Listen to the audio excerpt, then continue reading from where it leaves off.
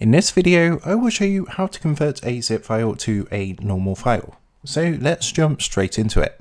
As you can see, I've got a zip file up, so this is the one we are going to be converting. So to do this, you want to download something called 7-zip, which is actually free to download. So what you want to do is open an internet browser and come across to 7-zip. So this is what the website looks like, and it's actually 7-zip.org. And what you want to do from here is basically download the version for your computer. So you can see we've got the three at the top here. Normally it's 64-bit x64, so this top one you want to download. So what you want to do is click the download button. Once that's done, just click on it to run the installation wizard.